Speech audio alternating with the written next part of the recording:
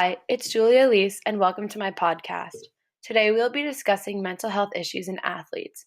There is a huge social injustice going on in the way mental health is talked about in the athletic community compared to the way it is talked about in the other facets of life, including the average high schooler age community, and we are here to open up the conversation about that. I am attempting to fix this discrepancy between how mental health is addressed and treated in the normal individual compared to the intense athlete. The stigma around mental health has significantly diminished in the high schooler age community, yet that stigma still holds strong in the sports world.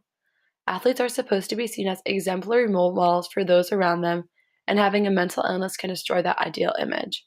Having mental toughness is ingrained into the minds of young athletes from the beginning of their sport, and having mental illness can seem paradoxical to that statement. Coming out about mental illness struggles can destroy an athlete's career, and so they let the damaging burden weigh on them for the entirety of their career and possibly life. This harmful stigma needs to be taken down immediately. Today, we are here to begin to take steps towards destroying the stigma around mental health and athletics. Just like any other illness, mental health issues can have serious repercussions and can be fatal. This is important to begin this tough conversation and to normalize this polarizing subject. If we can foster an open, accepting, and supportive environment in the sports world, we will be better able to help our teammates and friends who are struggling. This would benefit everyone involved in athletics and would help create an environment where athletes can thrive and reach their fullest potential without being held back by this inner illness. For this series, each episode we will highlight a different athlete or individual who wants to share their story dealing with mental health issues. I hope this can act as an avenue for those individuals who are struggling, who have struggled, or who know someone who struggled to share their story to hopefully inspire others and further enlighten the conversation on mental health. Today we will be speaking with Ms. Nancy Green. She is the organizational director for the Eric Monday Foundation, whose mission statement reads, "To foster opportunities for young athletes who strive to develop their mind, body, and spirit while raising up fellow participants."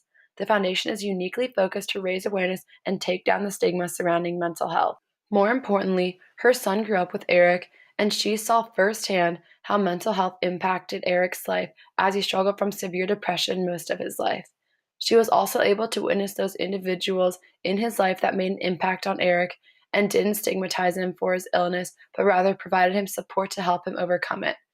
Two of these individuals were his father, Mr. Brian Monday, and his high school wrestling coach, the late Lenny Schultz. I was lucky enough to have the opportunity to speak with Miss Green from the Eric Monday Foundation and discuss further about mental health.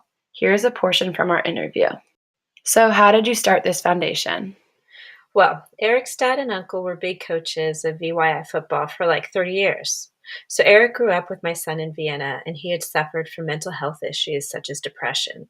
He had mental health issues his whole life, and his dad always coached him growing up because he knew how to help him at practice if something happened. When Eric got to high school, his dad couldn't coach him anymore, but his dad didn't feel comfortable having a conversation with his new coaches about his mental health because everyone puts a stigma around mental health. Eric played football and it was fine, and then he joined wrestling and his coach was Lenny Schultz. Brian, his dad, had just had a conversation with Lenny, and he knew he would be honest and open with Eric's health and that Lenny wouldn't stigmatize him for it. Lenny changed Eric's whole outlook. And high school was a really positive experience for him. He continued to play sports, and then he wrestled in college. And when he was in college, he was 21, then he took his life. In memoriam, Eric's dad wanted to start a wrestling foundation and give out scholarships in honor of Eric. When the board was talking, one member said, "This isn't about wrestling. This is about mental health and the stigma on mental health and the pressures that athletes are under." And they really got into the idea, and that was the basis of the Eric Monday Foundation. So, building off of that, what would you classify as mental health issues? It could be anything. It doesn't have to be some major depression. There can be other things too. I mean, it could be like severe depression and suicidal thoughts, but it also could just be anxiety and extreme stress. This bite from the interview shows that mental health issues can come in so many different forms, and every problem, no matter how serious it may seem, deserves attention. The dedicated individuals at the Eric Monday Foundation have been working tirelessly on many educational programs for coaches to help identify these mental health issues in their athletes because they can be such influential figures in their lives. A few months ago, they got approved to put together an online training for all Fairfax County high school coaches. It will be mandatory, and training goes through how to identify and help athletes that are experiencing some type of mental health challenge. Now, it's been a few days since the interview, and there's one major point that has stuck with me since then. Miss Green said, "You wouldn't put a stigma around cancer. You wouldn't put a stigma around diabetes. Why are you putting a stigma on mental health? It's a health issue. Just like you need to go to the doctor for your physical health, you need to check in on your mental health too." And I believe that quote perfectly encapsulates the legitimacy and seriousness of mental health issues. The concept of mental health is an overarching term that includes our emotional, psychological, and social well being, and it affects how we feel, think, and act.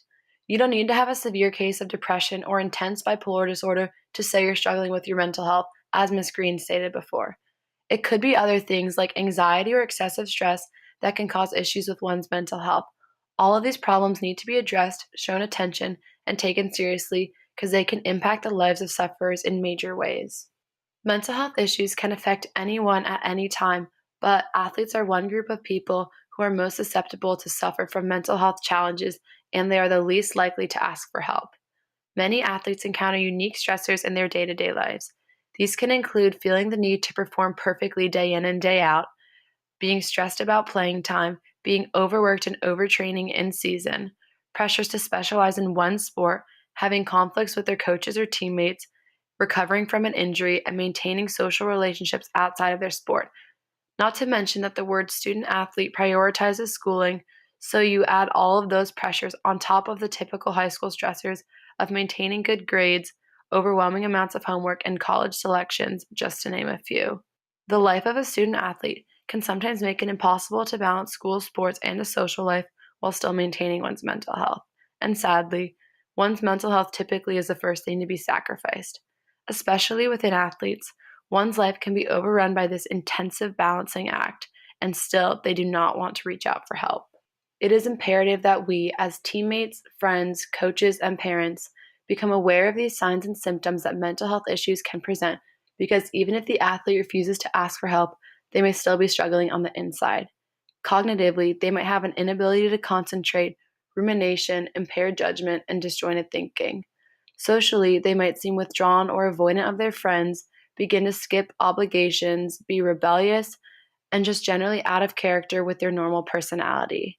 And emotionally, they could be having intensive mood swings, strong feelings of irritability, and increased sensitivity.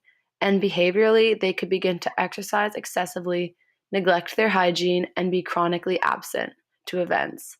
All of these symptoms could lead them to engage in destructive activities, including self harm, drug abuse, skipping school, destroying property, extreme dieting, or begin to overtrain. These numerous cognitive, social, emotional, and behavioral cues must be monitored, and if you believe an athlete might be struggling, these actions could be their subliminal calls for help. It is important that once you've identified there might be an issue with one's mental health, you step up and support them. No matter your hesitations, if someone is exhibiting signs of mental health issues, it is your cardinal responsibility to help. You should begin by listening to the individual who you believe is struggling and give them your full, undivided attention.